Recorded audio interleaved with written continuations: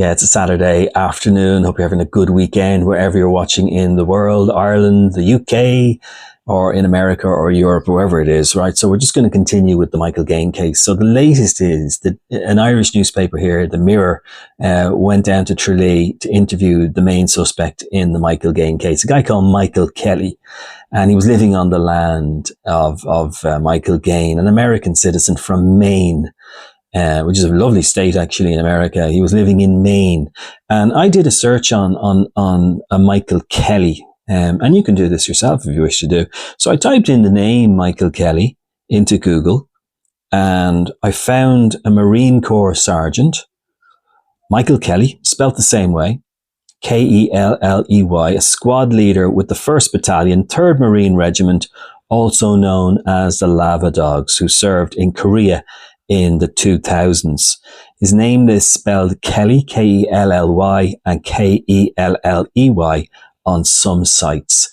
Now, if he was in Korea, he wouldn't have seen much combat experience, if any, to be honest. But he was interviewed yesterday in the street. He's a big guy, looks like he looks after himself, physically fit, looks strong, and certainly looks like he would have that background.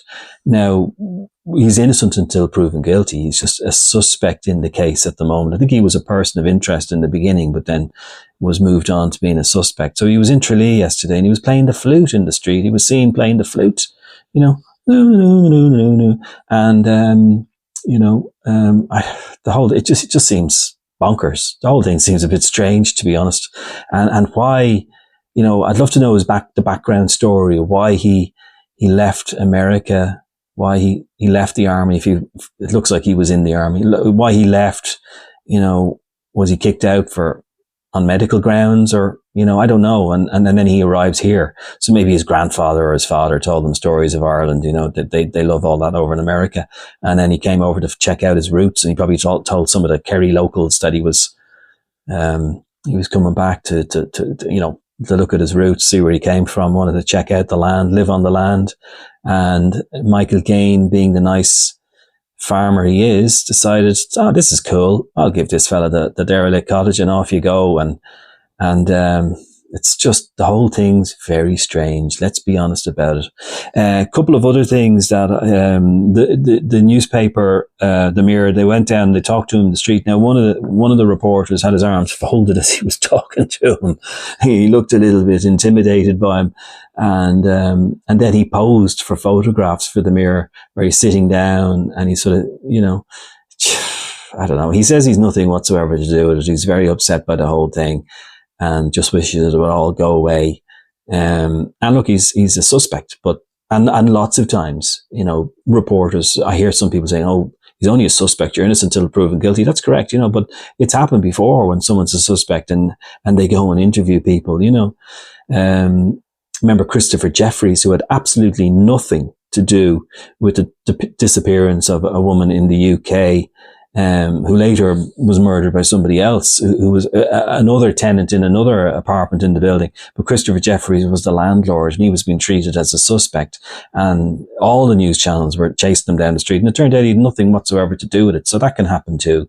But it's not uncommon for suspects to be tracked down. I mean, that's a little bit I was going on about investigative journalism during the week, and there you are. There's the Mirror doing something productive, and that's what you want to see as well. You want to see a bit of balance, you don't want to see him absolutely hounded either, but just to, they went down and had a chat. It seemed to be amicable, and the suspect Michael Kelly was able to talk back and stuff like that. So he didn't give anything away. I just wouldn't, to look at him,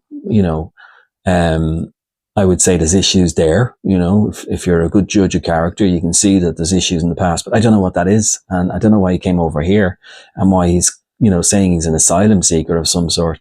So that in itself is a little bit strange. But the photographs of this particular guy that I found online, Michael Kelly, Marine Corps sergeant, squad leader with the 1st Battalion, 3rd Marine Regiment, also known as the Lava Dogs, does look like the guy You can search it yourself and you'll see it yourself. It does come up, but obviously, depending on what kind of service this guy had, a lot of it could be well hidden and secret, you know. But he apparently has a load of people back in Maine or back in America, you know, a good pool of people who sort of support him and stuff like that. So I don't know what happened to this guy. It's all very strange. Michael did him a good turn, let him on the land. He's claiming he's nothing whatsoever to do with it. It's all going to have to come down to DNA evidence and either rule him out or rule him in. You know, it's all going to come down to, you know, was there a hacksaw used or a chainsaw? Was there a killing site? You know, that's where I imagine this is going to go. So it's going to be a little while. But again, you know, there's a story today in one of the newspapers, you know, just reading it here, did the detectives in the Michael Gaine case, you know, fail at the beginning, or did they make, no, we don't know yet. We'll wait and see what happens. They're working hard down there. You know, these things aren't done overnight. It takes a while till you gather all the evidence and gather all the DNA stuff and things to be checked out, alibis and stuff. You know, it's not going to happen overnight. This could go on for a little while. I mean, we've been on it for 8 weeks now. We may as well keep going and see how we get on. But in terms of the suspect, he came across as a bit strange now, to be fair, but I don't know, you know, what you thought of it. I just thought it looked a bit bonkers now, and then to be playing the flute down the street and stuff like that. Just really odd. But he's interlegal now. Whether or not he moves on, he's entitled to go anywhere. In fact, he can leave the country if he wants. He hasn't been accused of anything. He's innocent. And that's the law here, you know. There's nothing to say, you know. They may decide to say, actually, he's nothing whatsoever to do with it. And then he's let go, and that's fine, you know, absolutely no issue with that. But they're probably observing him and just making sure that he's there and what he's doing and he's not flying off, because they need to keep an eye on him, you know, just in case, if he's a suspect, they want to make sure that everyone else is safe around him, but also the fact that he doesn't abscond or whatever, even though he's entitled to. At the moment, because there's no charges and there's no evidence to suggest he's involved. But Michael Gaine, whoever killed him, you know, did a really professional job. And you would look at that and sort of say, you know, whoever did it, have they done something like this before? You know, I'm trying to get into my FBI profiler mode here, but, you know, on looking at it, you would suggest this person has some sort of experience. Whoever did it has some sort of experience in killing, because they've done a really, really thorough job. And for a long time, Michael, they couldn't find anything about Michael. And apparently, you know, was he in the slurry all along? I don't know. They would have poked in there, and they had a really professional search team to check. So was he somewhere else and then at a later date put in there? I don't know whether there were people watching the farm all through the night. I don't know whether whoever had access to it was able to do things like that. But you know, it's just a very, very strange case. But I'd love to know the background of that Michael Kelly. But I don't know if there's any connection to that Marine Corps sergeant, squad leader with the 1st Battalion. I don't know if there's any, if it looks like the same guy, but I'm not sure, because obviously the beard and all looks slightly different in the photographs we saw yesterday. But anyway, that is the latest that I have on Michael Gaine. We'll keep an eye on things as they go. Again, if there's another major development, I'll come on here. I'm not going to be coming on every day, obviously, but if there's another major development, I'll come on and update you as well. And if you have any questions, leave them in the comments. Don't mention any names or anything like that. But if you have any information that you think could be relevant to the case, just contact the Gardaí in Kenmare. And thanks for subscribing and liking.